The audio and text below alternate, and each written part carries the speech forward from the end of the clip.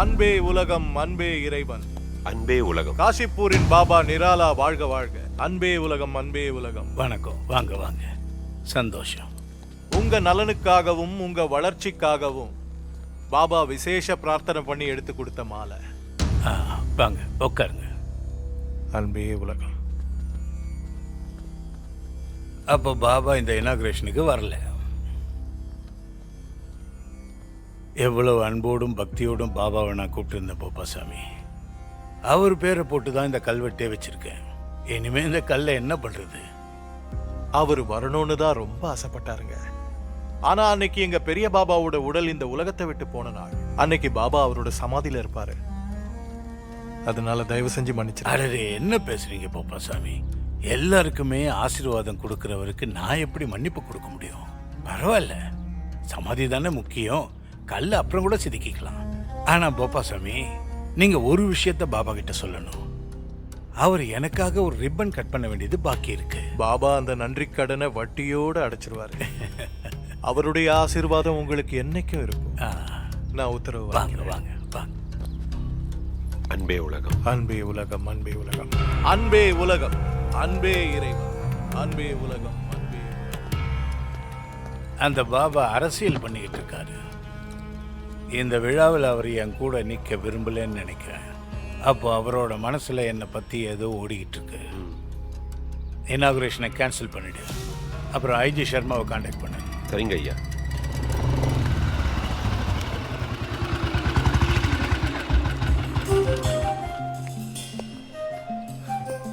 என்னையா சட்டம் ஸ்பெஷலிஸ்ட், எப்படி இருக்க? நல்லா இருக்கேன் சார். எங்க பாரு, நடந்ததெல்லாம் நடந்து போச்சு. இனிமே நீ எனக்கு ஹெல்ப் பண்ணு. இதை உன் கேபிள் டிவில டெலிகாஸ்ட் பண்ணிரு. இதுக்காக யாராவது காண்டாக்ட் பண்ணாங்கன்னா எனக்கு இன்ஃபார்ம் பண்ணிரு. அந்த ஜாக்கெட்டையும் கொலுசையும் யாராவது ஐடென்டிஃபை பண்ணுவாங்க.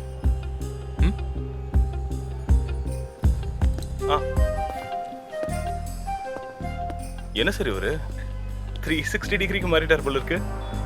திடீர்னு இவருக்குள்ள இவ்வளவு மாற்றங்கள் வந்திருக்கு. இப்பதான் கொஞ்சம் கொஞ்சமா தெளிஞ்சு போயிட்டு இருக்காரு. இனிமேதான் அவர் கத்தியில எவ்வளவு கூர்மை இருக்குன்னு உனக்கு தெரிய போகுது. மிஸ்ரா குளோபல் சைட்ல கிடைச்ச ஸ்கெலிட்டனை பத்தி போலீஸ் உங்களுக்கு எதுவுமே சொல்ல மாட்டேங்கிறாங்க. ஆனா நாங்க எங்க வியூவர்ஸ்க்கு அந்த ஸ்கெலிட்டன்ல கிடைச்ச துணி அப்புறம் தங்க கொலுசோட ஃபுட்டேஜும் காமிக்கிறோம். இது கவர் அப் கிட்ட மட்டும் தான் இருக்கு. துணி மக்கி போயிடுச்சு. ஆனா இந்த சில்க் ஜாக்கெட்டையும் சில்க் சல்வாரையும் பார்க்கும்போது இந்த துணி எல்லோ கலரா தான் இருக்கணும். அப்புறம் இதுதான் அந்த கொலுசு. இது உங்க சொந்தக்காரங்களோட தான் இருந்தா, உங்களுக்கு தெரிஞ்சவங்களோட தான் இருந்தா, இந்த ஃபுட்டேஜை பார்த்து உங்களுக்கு ஏதாவது ஞாபகம் வந்ததுன்னா நீங்க எங்களுக்கு. இப்பெல்லாம் நீ டிவி பாக்குறது இல்லையா என்ன? இல்ல புதுசா ஏதாவது ஃபிகர் கிடைச்சிருக்கா? ஏன் அப்படி பேசுறீங்க மைக்கேல் ஜி? நேரத்துல இருந்து இந்த நியூஸ் ஓடிக்கிட்டு இருக்கு. முதல்ல அதை பாரு. அந்த கேபிள் ரிப்போர்ட்டர் யாருன்னு பாரு. சார், நீங்க கவலையப்படாதீங்க. அந்த ரிப்போர்ட்டரை பத்தி நான் விசாரிக்கிறேன் சார். சீக்கிரம் பாரு, உயிரை வாங்காதீங்க. ஐயா, சர்மா சார் வந்திருக்காரு. உட்காருங்க சார். சர்மா, இந்த காசிப்பூரோட பாபாஜி நிராலா இருக்காருல்ல, அவர் ரொம்ப வேகமாக போயிட்டு இருக்காருன்னு உங்களுக்கு தோணலை? ஆமாம் சார். நம்ம நாட்டில் மக்கள் நம்ப ஆரம்பிச்சிட்டாங்கன்னா அது ஒரு பிரளயம் மாதிரி உருவாயிடும். அந்த அனுபவம் எனக்கும் இருக்கு. இந்த மாதிரி வேகமாக ப்ரோக்ரஸ் பண்ணுறவங்களுக்கு பின்னால் கண்டிப்பாக ஏதோ ஒரு ஸ்டோரி மறைஞ்சி இருக்கணும். ஆமாம் சார், அதை தான் என்கொயரி பண்ண போகிறோம். முதல்ல குண்டலினி எழுப்புங்க. உடம்புன்னு ஒன்று இருக்கும்போது நோய் வந்து தானே ஆகணும். நேரம் வரும்போது கண்டிப்பாக பிடிக்கலாம். சார்,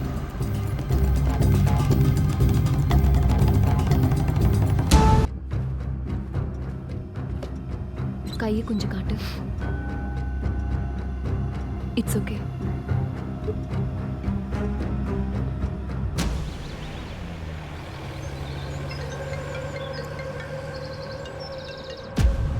சொல்லுங்க கௌஷிக் சார்.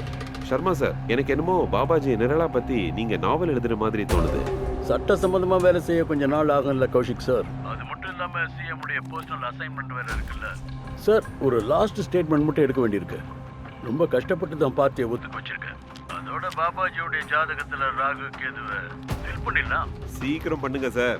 அவர் இந்த மாதிரி விஷயத்துக்கெல்லாம் வெயிட் பண்ணி பழக்கமே இல்லை. ஓகே ஓகே ஓகே சார், புரியுது சார். Okay sir.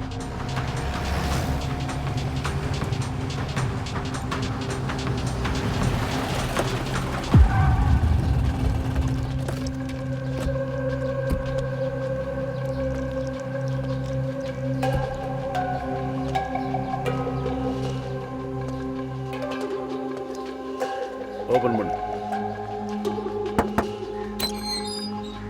ஒரு நிமிஷம் சார்.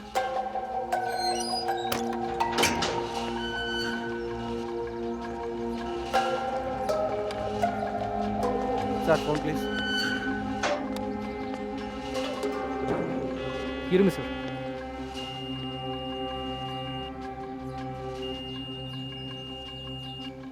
ஓகே, நீங்கள் போகலாம் சார்.